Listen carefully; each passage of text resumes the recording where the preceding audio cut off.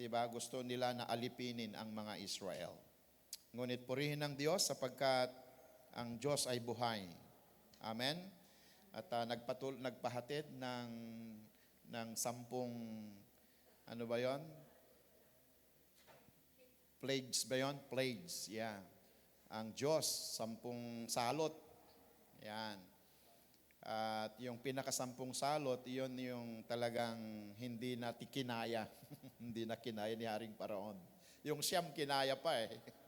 Yung ilog yung river of Nile ay naging dugo. Nagkaroon ng maraming mosquito, maraming palaka, umulan ng, di ba, ng apoy. Kinaya pa ni yun eh, ni Paraon eh. Pero nung mamatay na, yung mga first born child, no? Ng hayop, ng tao, doon na hindi na kinaya ni Paraon. Kaya sabi niya, siya nang nagsabi, umalis na kayo dito! Sabi niya, umalis na kayo! Kaya, alam nyo, hindi lang sila umalis na pinaalis, binigay pa yung mga kailangan nila. Bigyan ninyo para makaalis na sila ng maayos. Yan. At to make the story short, nung nakaalis na sila, ay yan, nag-isip sila tuloy. Wala na tayong mga alipin. Wala na tayong mga Kaya nagbago ang isip ni Paraon. Di ba? Nagbago yung isip niya. At anong nangyari? Habulin natin sila. Yan. Habulin natin. At alam mo ninyo, itong mga Israel, habang naglalakad sila, siyempre umaawit sila sa Lord. Wow, praise God, nakalaya na tayo. Yan. Kaya lang, nung makita nila na hinahabol sila muli ng mga paraon, yung sundalo ng paraon, alam mo ninyo, sila ay natakot. Yan na. Hinahabol tayo. Siyempre, yan, mga sundalo yan eh. May mga gamit sila. Ang mahirap, yung harapan ng mga Israel, siyempre, hindi natin alam kung ilang oras, kung ilang araw, bago sila nakapag-isip muli na gustong pabalikin yung mga Israel at gustong, siyempre, ayaw babalik yon, kung hindi, pagpapatayin sila. So, they are in danger. Sila ay nanganganib itong mga Israel dahil siyempre, hindi na sila babalik. Ngayon, pag hindi sila babalik, either they will kill them. At ang mahirap ay nung sila ay nasa wilderness, itong mga Israel, inabot sila doon sa lugar na kung saan ay bundok yung sa harapan na. Di ba? At doon sa mga nila ay mali. Yung kanilang nasa harapan ay inabutan na nila na nandun na sila sa dagat, yung Red Sea. Yan. So, ibig sabihin ay wala na silang pupuntahan kasi yung side by side nila ay mga bundok. So, ibig sabihin, kung tatakbo sila, siyempre maaabutan sila ng mga Egyptian soldier. So, doon sa likod naman nila, nandyan na itong mga Ehipto. Actually, ang dami pang mga nangyari dito. Talagang naabutan sila eh. Pero alam nyo, yung apoy, kasi itong mga Israel, by daytime, mayroong pillar of cloud na nagko-cover sa kanila. Alam ba ninyo yon? And by night, there are pillar of fire. It was not made by science. It was not made by electrician kasi wala pa nun yun. It was made by God. That is miracle. Amen po ba? Kaya alam nyo, itong mga Israel, alam mo kung parte ka nun siguro yon. Grabe, can you imagine? Kapag tanghaling araw, kapag araw, hindi ka naaarawan kasi mayroong nakukuveran ka. No? Then kapag gabi naman, hindi yan made ng electricity. It was made by the powerful hands of God. At can you imagine, pillar of fire, wala silang fluorescent pero live. Kaya siguro, grabe yung kanilang kalagayan. At alam nyo, actually, may pangyayari dito na noong malapit na sila, yung pillar of fire, nakiano sa kanila. No, para hindi makalapit itong mga Egyptian. Ginulo yung mga Egypt. Grabe, no? Because of the pillar of fire. Kaya hindi sila tanto na nakalapit. Pero, yun nga, habang nandun sila sa dagat, nagrereklamo na itong mga Israel. Moses, ano bang pinaggagawan mo sa amin? Yan. Inalis mo ba kami sa Egypt para patayin lang dito? Di ba? Parang tama naman no? Pero alam ho ninyo, buti na lang, may pananampalataya si Moises. Amen po ba? At ito na yon. Ito na yung ginawa, ito na yung sinabi ni Moises. And Moses said to the people, pakibasa natin, do not be afraid. Stand still and say, the salvation of the Lord, which He will accomplish you today.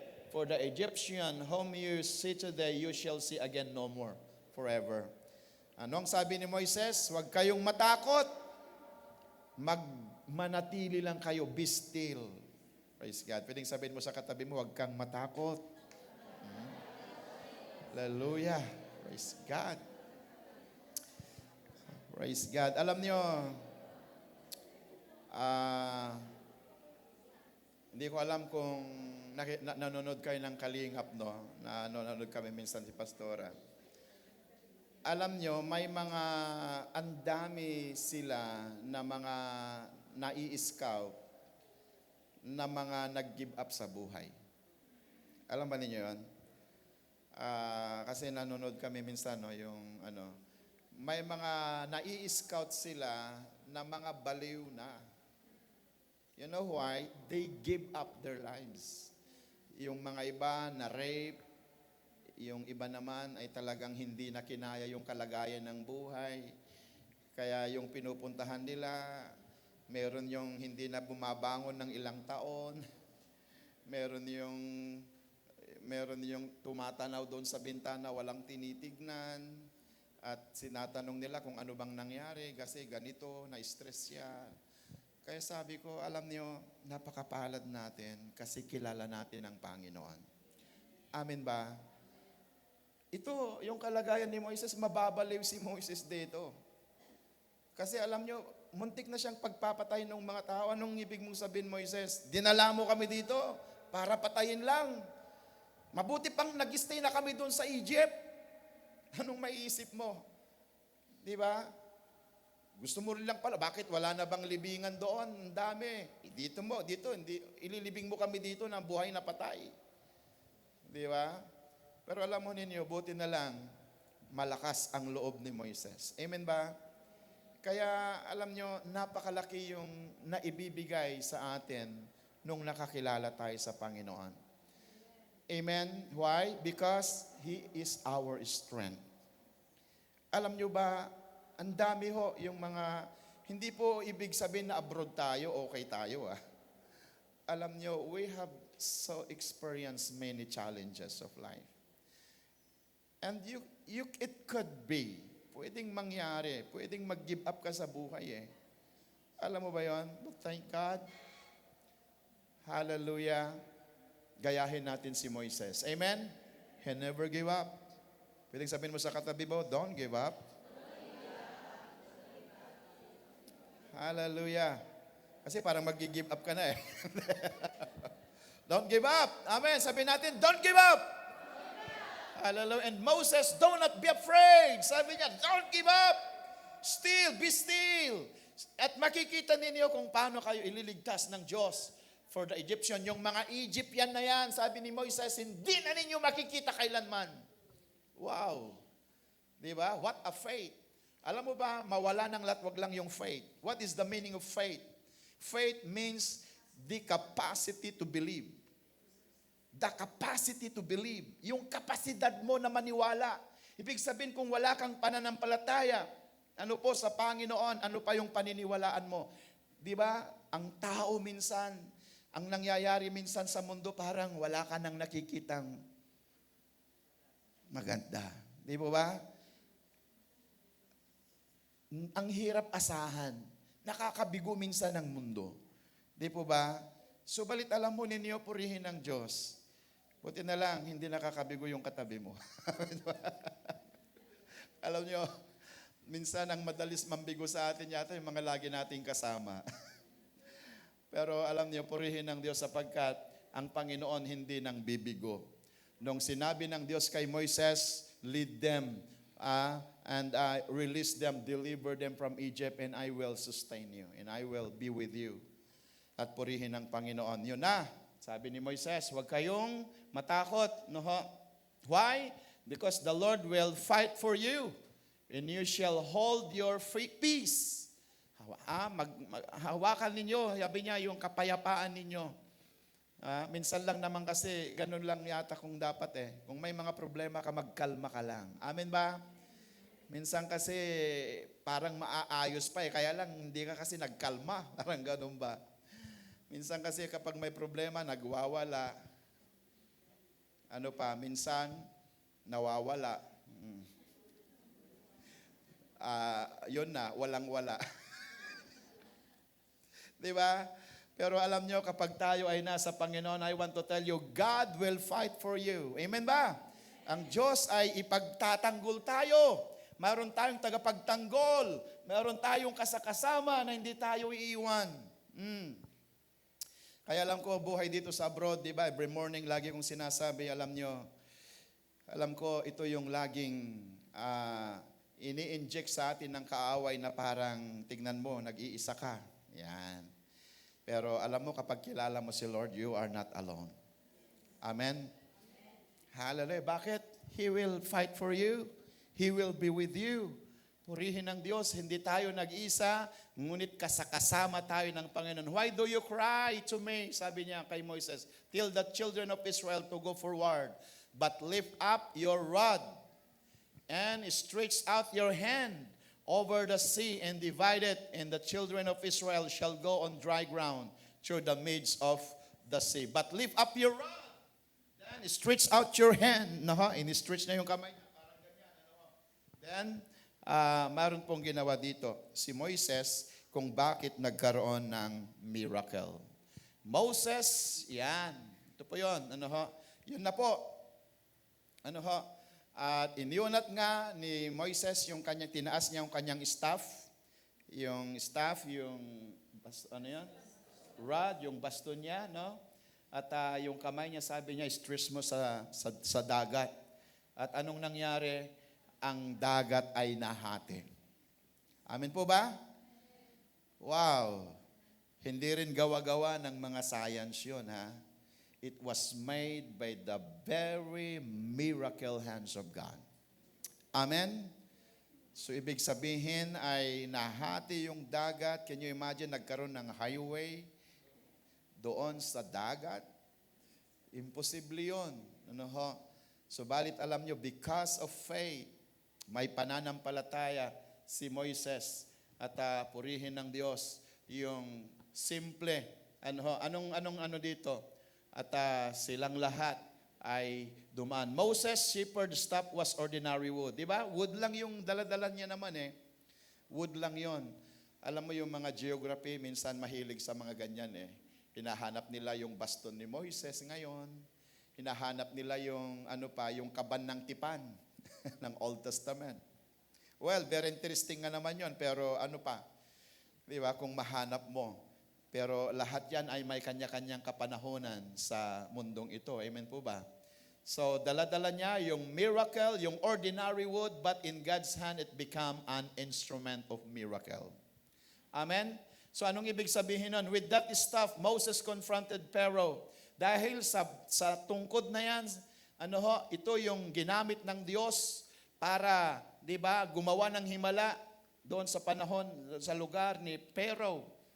Yung nag-strike ng the river of Nile, na naging dugo yung tubig, yung nagdala nung salot nga, Then, siya rin yung nagdala, naghati nung dagat, and later brought water from the rock. Siya rin yung nung pinalo niya yung bato, lumabas ang tubig. Dahil din sa staff na yan. The staff represents God's authority, power in the presence given to His servant. Purihin ng Panginoon. The staff represents God's authority, power, and presence given to His servant. Kaya lang, Ang iniisip ngayon ng mga tao, kaya pinaghahanap ngayon yung tungkod na yan kasi may kapangyarihan. What do you think? Di ba? May kapangyarihan ba yung tungkod? Di ba? Pero alam mo ninyo, ginamit lang yan ng Diyos. Hallelujah. Ginamit lang iyan ng Diyos para daluyan ng kanyang pagpapala. Purihin ng Panginoon. Daluyan ng kanyang kapangyarihan. So, ang pinakauna dyan, siyempre, walang iba, kundi kapangyarihan ng Panginoon. So, anong ibig sabihin nito? Dito sa Red Sea moment, ito yung tinatawag nating challenges of life. Ano ho? Kapag dumarating tayo sa mga Red Sea moments, ano yon? Yun po yung mga time na parang wala ka ng pupuntahan. Red Sea moment, anong ibig sabihin nun? Ito yung mga sitwasyon na parang wala ka ng, there's no way to escape. There's no way out. Di ba? So, ibig sabihin nun, kung ganun ang kalagayan mo, hintayin mo na lang yung mga Egypt, then, hintayin mo na lang napapatayin ka nila. Di ba? Ito po yun eh.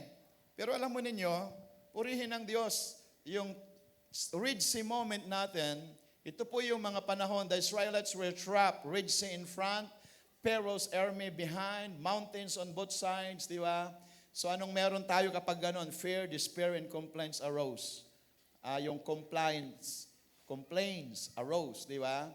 At ano yung application nito? Every believer faces Red Sea. Di po ba nakakaharap tayo ng mga Red Sea? Impossible problems, sickness. Yung Red Sea, it is a picture of sickness, financial struggle, family crisis, di ba? Spiritual battle. Challenges are not a sign of God's absence, but an opportunity for His power to be revealed. Nakuha po natin? Ibig sabihin, kapag tayo po ay nahaharap sa mga Red Sea moments, nahaharap sa mga imposibleng mga situation. And I want to tell you, kapag tayo po ay nahaharap sa mga ganong mga pagkakataon at panahon, then that is the time that you will see the miracle of God. Amen po ba? If we have faith in God, kung may pananampalataya tayo sa Panginoon, then dumarating itong mga Red Sea moments natin na parang wala ka nang pupuntahan, wala ka nang nakikita na nangyayari na mabuti. Di ba? Ano ang sabi ng Lord? Trust in the Lord. Trust in the Lord with all your heart. Amen po ba? Kaya ito yon. Hallelujah. Dahil yung mga challenges ng buhay, hindi ito yung nagpapakita na wala ang Diyos, ngunit kung magpapatuloy tayo, may mga himala na gagawin ng Diyos. The impossible become possible if you have faith in God. What is your Red Sea? Ano ba yung mga Red Sea situation natin ngayon? Na parang wala na tayong lalabasan. When there's no way out, just there is a way up. Amen ba? Call upon the name of the Lord and you will be saved. Amen po ba? Nakikita ninyo yung kagandahan, yung kabutihan na tayo ay nasa Panginoon. Siyempre kung wala ka sa Lord, alam mo parang kung saan-saan ka nalang pupunta, kay kumpare, kay kumare, halay. Saan ka saan? Imbis na bumuti yata ang problema mo, lalong lumala eh. Di po ba? But thank God, we have God. Kaya, mga kapatid ha, if you have your Red Sea moment, please, seek God first in your life. Kaya minsan kasi, instead na nagpipray tayo, nagpapanik na tayo masyado. Of course, oo naman, bakit hindi? Ikaw nga pastor, oo na. Siguro hindi po pa naranasan, yan nga eh, oo nga. Pero bakit hindi ka lumapit sa Lord? Amen po ba? Instead na nagpapanik ka, wala namang mababago sa problema, magpanik ka man ng magpanik eh, kung ano-ano pa yan. Mag-pray ka na lang kaya. Instead na nagwo-worry ka na, mag-worship ka na lang kaya. Amen? Because I believe there's a power of worship. There's a power of praise. Kasi nagkukunik ka doon sa lumikha sa iyo eh. When you're praising God, when you're praying to God, you are connecting yourself to God. Kung nakakunik ka kaya kay Lord. Oh. Di ba? Isa yung source natin eh. Siya yung source ng buhay natin. He's the founder of life. And He knew everything about us. Kung paano niya tayo aayusin. Inayos ng Lord yung problema ni Moises. Amen po ba? Imposible na to eh. Siguro si Moises, kung mahina yung kanyang pananampalataya, oo nga no, ano nga gagawin natin dito? Niligtas ka nga kayo dito sa Egypt, pero anong gagawin natin dito sa dagat? Ako nga, hindi marunong lumangoy. Oh. But you know, God is a miracle working God. Amen po ba? Just believe. Just trust the Lord. Amen po ba? Hallelujah. So, obey first. Kaya lang itong maganda. Bago nangyari yung himala na yon, there's instruction. Sabihin nga natin instruction. Minsan kasi, napakahalaga itong instruction. Alam nyo, may na-aksidente sa Pilipinas nung minsan, di ba? Kasi nagbagyo, bagong galing yata ng Amerika. Kulang kasi ng instruction o kaya hindi siguro sumunod sa instruction. Kasi kumuha sila ng sasakyan yata sa airport dahil nung dumuting na sa Tarlac, nahati yung bridge doon eh. Ngayon, ito kasi namang mga instructor, wala sigurong suot na sabi nila, pinapara sila, para. Bago kang galing ng abroad eh. Anong alam ko sa mga taong ito, baka mamaya. Pero pinapara nila kasi putol ang tulay. Ang dami nilang nagpapara. Dumadami sila. Wala tayong laban dito. Lalong binilisan. Boom! Lumipad yung kotse. Namatay silang pamilya. So, hindi ko alam kung anong nagkulang doon.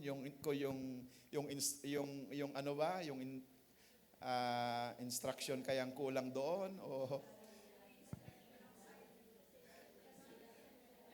di ba? Hindi ko alam. Tapos siyempre siguro yung mga nagpapara, nakabunite. Di walang uniforme. Nako, iba na to. Takbo! Sige, bilisan mo. Sabi siguro nung nasa kotse. Kaya minsan, siguro dapat i-consider din natin, no? Siyempre, kaya mga kapatid huwag kayong magbabago pag nag-abroad. Pag galing tayo dito, parang feeling mo yata, nanakawan yata ako ng katabi ko. Huwag naman. Amen ba? Huwag magbago. Yan. Minsan sabi nila, naka-abroad lang, hindi na mamansin. Baka may ganon. Dapat, kung sino ka noon, dapat ganon ka pa rin. Amen ba? Why? Because we are only by the grace of God. So, ito po yun. May instruction kasi. Anong sabi ng Diyos kay Moises? God told Moses, lift up your staff and stretch out your hands. Yun po yung instruction. Miracle requires obedience and simple instruction. Anong instruction ng Lord? Just believe in God. Magkalma ka lang. Yun, doon pa lang hindi mo na magawa eh. Pwede bang magkalma ka ng konti?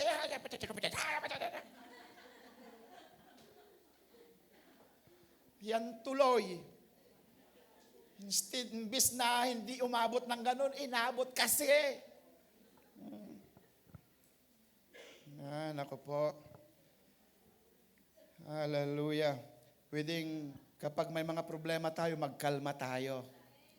Amen ba? Pastor, hindi mo kasi alam. Yun na naman. Yun na naman.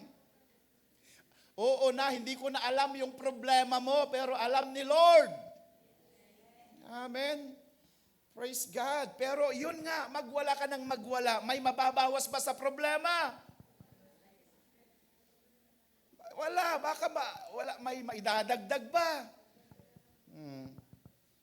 Wala po. Kaya kailangan mag-isip ka na lang, kailangan magkalma ka, then seek God. Amen? Obey first. Obey first. Lift up your staff. Itaas mo. No, yung pananampalataya mo sa Panginoon, itaas mo yung pananampalataya mo sa Panginoon. Lord, naniniwala ako na ikaw ay buhay na Diyos. Diyan po ba tayo? Kasi minsan, napakagandang nakikinig lang, pero kapag may problema ka na, parang nakakalimutan natin. Alam mo ninyo kung bakit ko sinasabi ito? Kasi iyon nga eh. Alam mo ba na sa mundong ito, challenges is everywhere. Mga problema, temptation is, di ba? Laging nandyan. Kaya kailangan nating malakas sa ating pananampalataya. Mayroon tayong pinaninindigan. Buti na lang mayroong Moses na tumayo sa Israel. Hindi kailangang marami, kahit iisa, basta tumatayo ka sa pananampalataya mo. Amen po ba? Paano yung pastor? Sa piso namin, ako lang. Yung mga kasama ko, puro nagtutungit. Parang ako tuloy ang lumalabas na mali. Kasi yung mga nandun, nagdodota. Itong isa, nagtutungit sila. Ako, nag-iisa ako doon sa sulok ko. Diba? Pero alam mo ninyo, kapag si Lord ang kasakasama natin, matindi ang iyong kakampi. Amen po ba? Don't give up. If God is with us, who can stand against us? Kahit kung ikaw lang muna sa piso ninyo, kahit ikaw lang muna sa pamilya ninyo, huwag ka lang bibitaw. I believe, God is alive. Pero panindigan natin yung ating pananampalataya sa Panginoon. Hallelujah. The Lord, kung nakaya ngang iniligtas ng Lord yung Israel from Red Sea. Alam nyo ba yan? We are not talking about of thousands Israelites, millions of Israel. Itong nandito. Ngunit purihin ng Diyos, hallelujah, niligtas sila ng Panginoon. Ikaw kaya, hindi kayang iligtas ni Lord? Kayang-kaya. Iyon ngang milyon na iligtas niya, ikaw lang kaya. Pastor, hindi mo lang kasi alam. Oo nga. But if you have faith in God, tumayo ka lang sa pananampalataya mo. Amen po ba?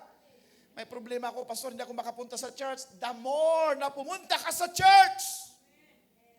May problema ako, pastor, kaya hindi ako maka-join. The more na mag-join ka. Malulunod ka sa takot. Malulunod ka sa kapag hindi mo gino-join ang sarili mo sa mga kapwa mo mananampalataya. Di ba? Isang words lang pala ang narinig mo, wow, napalakas ka na naman. Ngayon, hindi ka na nag-join. Na-isolate mo na yung sarili mo. Mahilig ka pang mag-social media. Halay, kung ano-anong napapanood mo. Sinaktan mo ang puso ko. Halay, yun naman ang gustong-gusto mong pinapakinggan. Wala, saksakin talaga yung puso mo. Pero kapag yung pakikinggan mo, God will make a way where there seems to be no way. Kalain mo ba naman yon? Ang Panginoon ang gagawa ng paraan kahit parang wala ng paraan. Why? Because God is a miracle-working God. He can make everything possible. Itinaas niya yung kanyang pananampalataya. Hindi lang tinaas niya yung kanyang pananampalataya, nag-obey din siya. Why? Faith plus obedience unlocks miracle. Ang pananampalataya na may pagsunod sa Panginoon, nagbubukas ng mga himala. Siguro wala ka pang mansion ngayon sa Pilipinas. Oo, wala pa akong mansion. Di ba? Kailan kaya? Di ba? But if you have faith in God, I believe, Lord, isang araw. Amen? Makapagpapatayo ako doon ng mansyon. Dalawa na nga yatang naipatayo mo eh. Isa lang. Di ba? Ibig sabihin, may pananampalataya ka, Lord, alam ko, kasama kita. Then, nangangarap tayo. Di ba? May vision tayo. Nag-abroad tayo para mag-vision. Wow! Pag 5 years na ako doon, nakakaipon na kami. Amen ba? Ganun ba tayo mag-vision? Paano kasi yung vision natin, puro pag makasweldo ako, yung sapatos na Nike, tapos yung iPhone, wala. Walang ipon, puro iPhone. Kasi alam nyo, yung tao na walang vision, bisyo. Kaya kailangan mangarap ka. Kailangan magkaroon tayo ng vision after 5 years. Wow! Di ba, sabi ni Sir Marichel kanina, di ba? Then, nakalimutan niyo yung pagbibigay ng tithes. Yun pala, nawawalan. Kaya nang nagtatites na siya, tignan niyo kung paano pinagpala ng Lord. Amen ba? Purihin ng Diyos. Hindi nag-ano ang Bible, nararanasan kasi natin Hindi tayo niluloko ng Bible. Hallelujah. Alam nyo ba na ang salita ng Diyos ay katotohanan?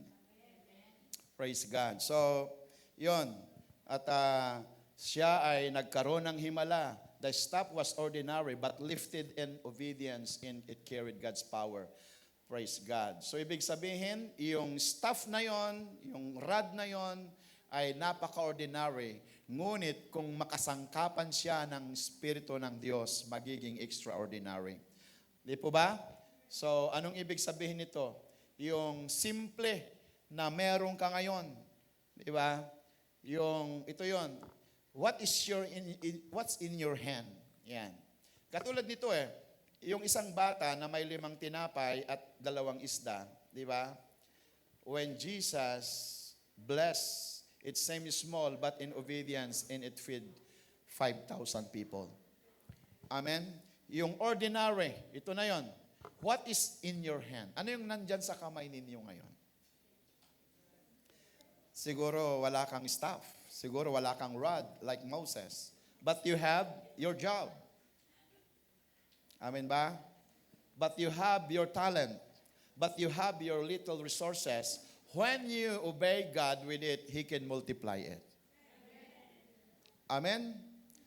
Kung ano yung meron sa atin, di ba? Siguro hindi na kailangang magkaroon ka ng maraming ganyan, pero kung ano lang yung meron ka, di ba? Yung meron kang simpleng trabaho, meron kayong simpleng talent, di ba? Magaling ka namang magluto, hindi naman lahat dito marunong magluto Pwedeng magluto, pero hindi marunong. Di ba? Pwede yun? Di ba? Yung itlog. Pinagluto ako ng amo namin noon kasi hindi pwede si pastora. Ako ang pinagluto ng senyor namin. Kasi yung itlog nila, Brother Rolly, ayaw nila yung ginaganong-ganon natin, pinabali-baliktad ba? Gusto ko babali-baliktarin din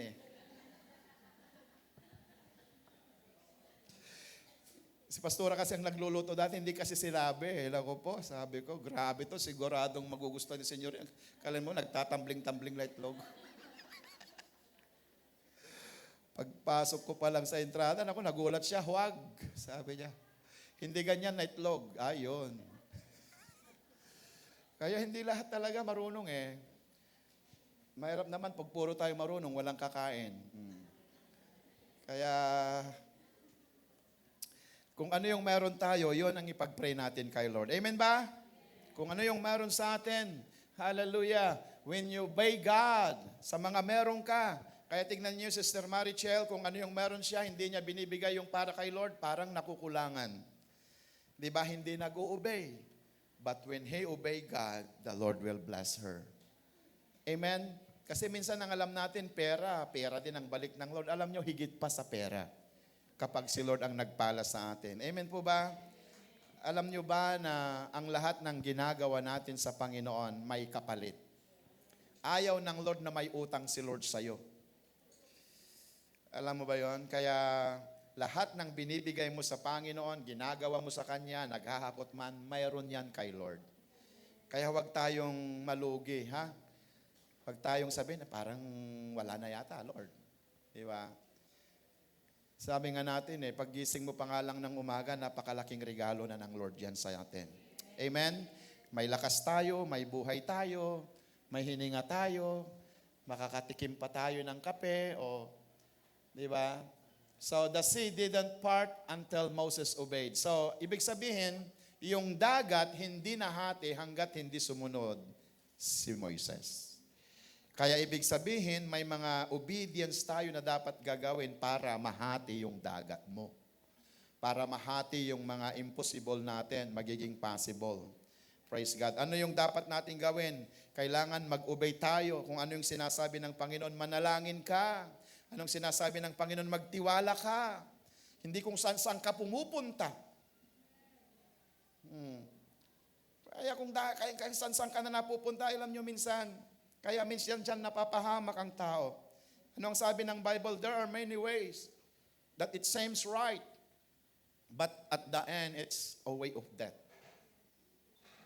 Ang daming mga daan na parang totoo, ngunit ang dulo nun ay kapahamakan.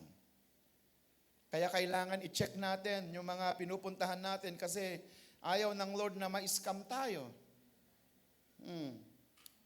Kasi pastor, akala ko okay na noon eh. Yun nga, maraming nagkakamali sa akala. Mamaya, nabalitaan na lang namin. Na-scam ka na pala. May mga life group leader naman tayo. Amen ba? Pwedeng tawagan mo naman yung life group leader mo bago mo ibigay yung pera. Leader, alam mo, may pagbibigyan ako ng pera. Malaking pera daw ang balik. Yan. Amen ba? Kaya lang, leader, bago maipadala sa akin yung pera na yon, bibigyan ko. Parang pampadala niya. Ipambihira.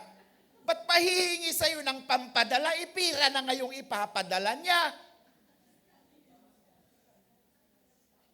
Something na yon. Yan po ba tayo? Okay ba yon? Pira na ngayong ipapadala niya eh. Hindi ko may papadala to kung hindi ka magpapadala.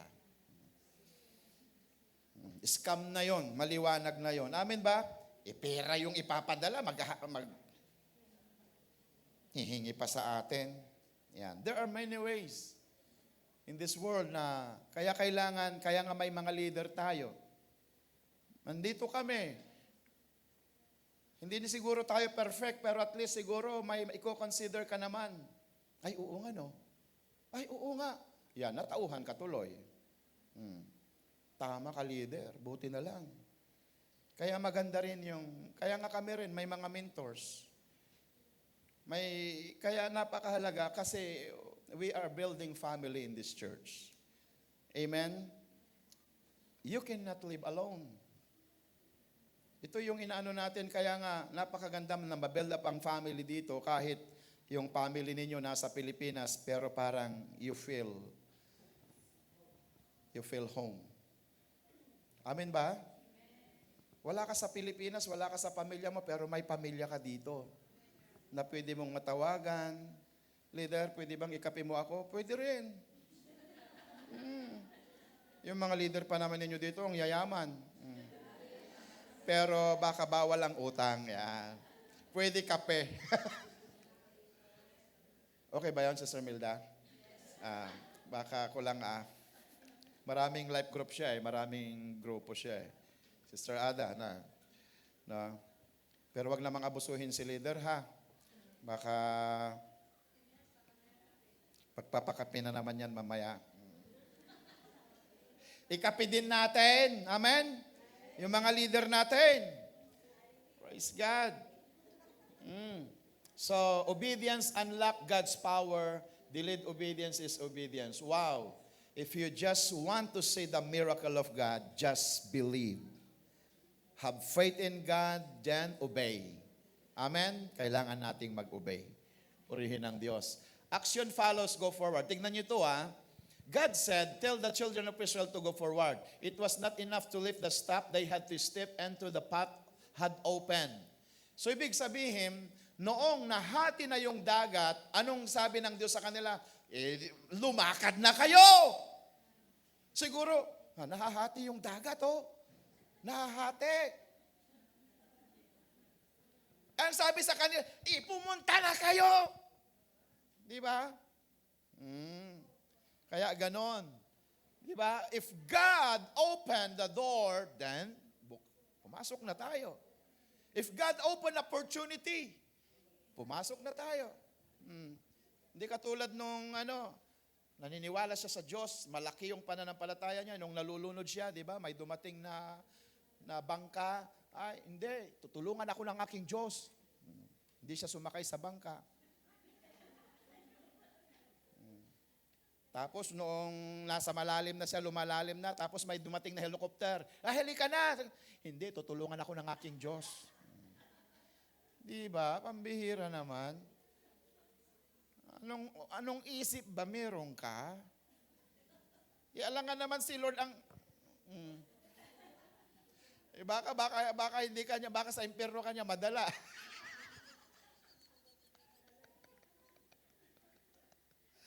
Amen. Kasi minsan ginagamit din ng Lord ang tao. Kung paano tayo tutulungan, ginagamit din niya ang tao para maligtas tayo. Amen po ba? Pero siyempre kaya niya yon. Pero kailangan tao ang gamitin din niya kasi mamamatay tayo pag makikita natin ang Diyos. Hindi tayo karapat-dapat na tumingin sa Diyos. But thank God, when the opportunity is open, wow, ito na to. Pasok ka na. Amen? Kasi kapag hindi yan kalooban ni Lord, i-close na din yan. May close niya yan. Kaya napakaganda, yun nga, di ba, na kapag tayo ay may mga decision na ginagawa, ipag-pray natin, tawagan natin yung leader natin, lalo na kung mga sensitive na mga situation.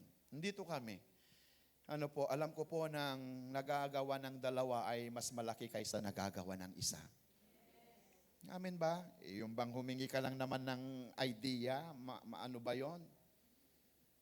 Ano sa tingin mo, sister? Yung bago ko ibibigay itong 5,000 euro ko, anong masasabi mo? Amen.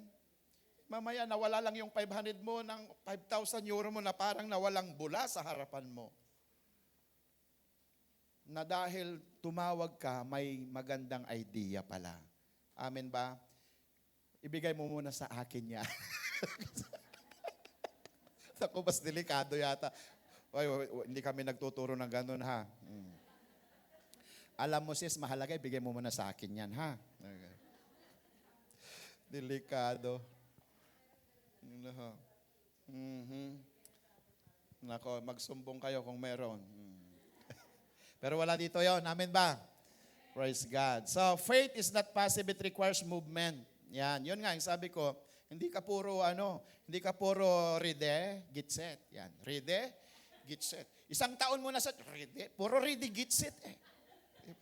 Sabihan mo na yung kasama mo sa invite mo naman. Oo nga, pastor, nagre-ready pa lang ako eh. I-invite ko na talaga, pastor. Puro ka ready, get set eh. Ready? Get set? Mag-go ka naman. Amen po ba? Brother, in-invite kita sa church. Amen? Sa church anniversary namin sa pwedeng punta ka naman. Yun. Isang taon mo na eh. Noon mo lang nasabi. Kaya kailangan natin ng ready, get set, go. Amen po ba? Action follows. Go forward. Sabihin mo sa katabi mo, go forward. Amen. Yung taga sa amin, naghahamon siya ng karera patras. Mayroon pang takbong patras. Siyang gumagawa. Ay sabi ng kuya ko, iba na talaga sabi niya, iba na. Bumigay na. Kaya bago kayo bibigay, sinasabihan ko na tayo. Amen po ba? Never give up. Hallelujah. Mayroong Diyos na higit na gumagawa sa ating mga buhay. Diyos ng himala. Ano bang meron ka? Ano bang meron tayo na dadalhin tayo doon na halos wala ka nang magawa? Then you better give up. Church, our God is a living God. Hallelujah. Siya po yung Diyos na buhay at nakakaalam ng lahat sa atin. Actions follow, go forward. Tignan ninyo, stop looking back para maranasan mo yung himala ng Panginoon. Huwag mong isipin Yun na, yung katulad nitong mga Egyptian, ay Israel, buti pa doon kaya, wag na tayong pupunta. Kasi ganito na lang tayo. Balik na lang tayo doon, di ba? But, if you want to experience the miracle of God, stop looking back. Amen ba? Go forward. Di ba? Huwag tayong lumingon. Anong sabi ng Diyos kay Lot at kay Mrs. Lot? Huwag kayong lumingon sa Nineveh, sa Sodoma at Gomorrah. Kapag umalis na kayo dyan, kailangan dire-diretso na. Dahil kapag lumingin kayo, huwag kayong lumingon, sabi ng mga anghel sa kanila eh. Ito naman si Mrs. Lot, siguro marami siyang kayamanan sa Sodoma, hindi niya na iwasang lumingon. Yan. Yang sabi ng Diyos sa kanila, huwag kayong lilingon. Pwedeng sabihin mo sa katabi mo, huwag kang lumingon ha. Baka may makikita ka. Amen. Alam niyo, minsan yung mga kalalakihan, sabi kasi minsan yung mga kalalakihan, yung unang tingin, doon lang daw nagkakasala. Yan. Di ba? Yung pangalawang tingin na, yun na. Kaya nung unang tingin, doon na niya. Kaya alam mo ninyo, napakalaki na yung bagay, instruction ng Panginoon. Don't look back. Tapos na yon. Nakaraan na yon. Amen po ba? Kalimutan mo na. Amen po ba? Sabihin mo sa katabi mo, patawarin mo na. Diba? Ilang taon na eh. Ilang taon na ba? Di ba? Hindi mo pa napapatawad. You know, forgiveness is healing. Ang pagpapatawad ay kagalingan. Yan. Then, start moving in faith. God said, why do you cry to me? Go forward. Bakit kayo nakatingin sa akin? Lumakad na kayo. Go forward. Amen. Then, go forward for the sake of others. Ngayon, when you go forward, others follow. Kapag sumunod ka sa Panginoon, alam mo may nakatingin sa'yo. Kaya nga lagi kong sinasabi, alam nyo ba, may naghihintay sa inyo. Noong sumunod ka na sa Panginoon, may nakatingin na sa inyo. Hallelujah. At nais din nila na makasama sa pinupuntahan natin. Sigurado yan. Ikaw ba naman yung nabago eh? Ikaw ba naman yung dati nagtutong-it noon ngayon hindi ka na patong-itong-it? Ngayon, nagbibigay ka na ng pera sa iyong pinsan, sino ba naman ang hindi magtataka? Siguradong binabantayan ka. Siguradong saan ba pumupunta to? Bakit may ibang nangyari sa buhay niya? Amen po ba? So, ganun yon. So, go forward for the sake of others. Dadalhin mo sila ngayon. Gagamitin tayo ng Panginoon. Amen po ba? Go forward. Not just for yourself, but for your family, for your community, and for souls waiting to know Christ. So, result, if you do this, impossible become possible. Hallelujah. If you go forward, not looking back, dinadala mo rin, nagdadala ka rin ng mga kaluluwa, alam mo, there is a miracle happen. Alam mo ba yung pinakamalaking himala na ginagawa ng Diyos? Hindi naman yung nakakita na bulaga.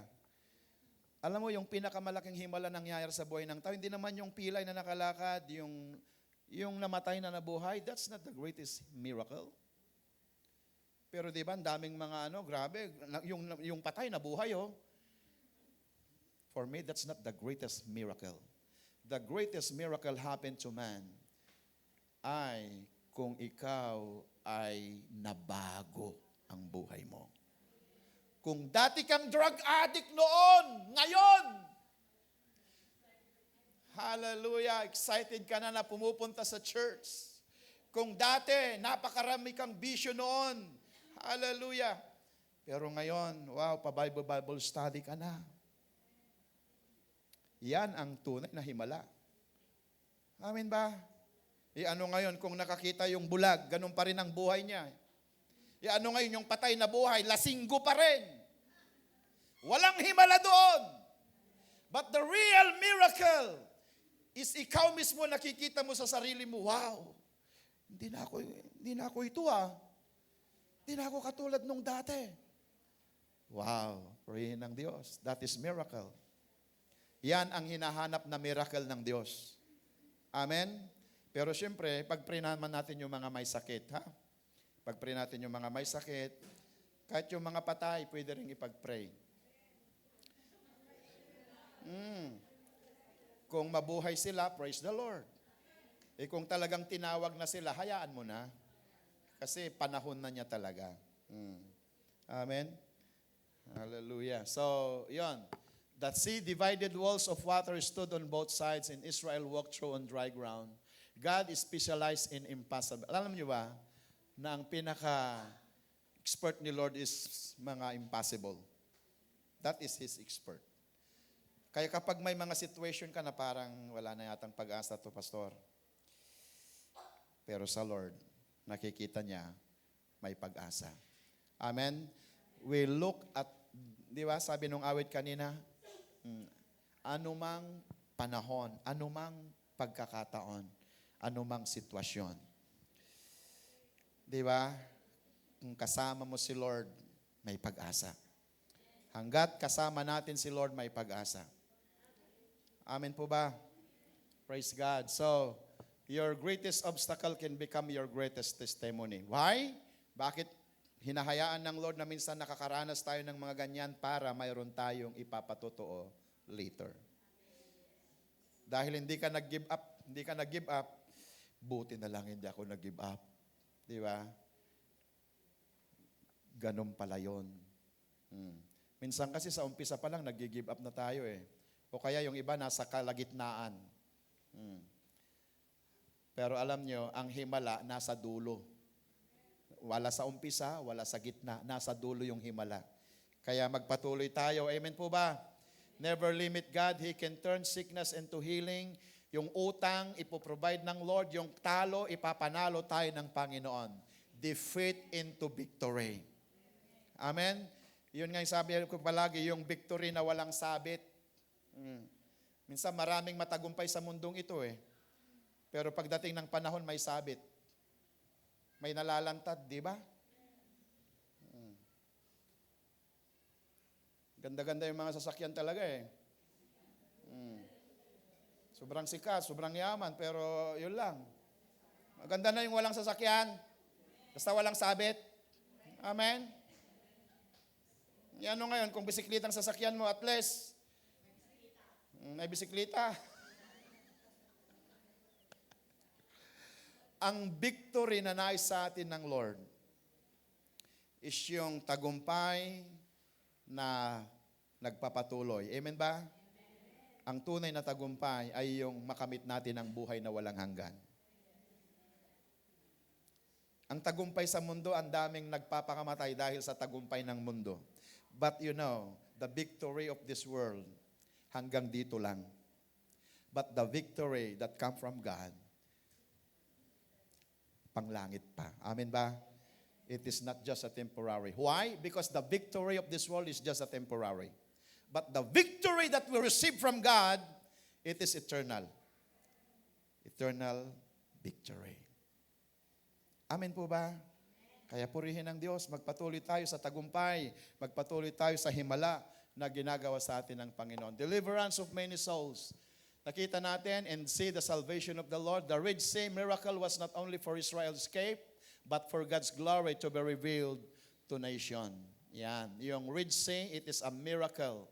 Hindi lang para maka-escape ang mga Israel, pero ito rin yun po nang nagre-reveal ng kaluwalhatian ng Diyos. Diba? Hindi ba pinapapurihan natin si Lord, Lord, buti na lang, Panginoon, nagtagumpay ako. Buti na lang, nagtiwala ako sa inyo. Buti na lang, sumunod ako sa inyo. Andyan po ba tayo? Kasi ulitin ko naman ito. Alam nyo, dalawa lang ang sinusundan ng tao. Either you obey God or you destroy your life. Ulitin ko po. Either you worship God or obey God or you destroy your life. Naunawan po ba natin? Wala pong ibang opsyon.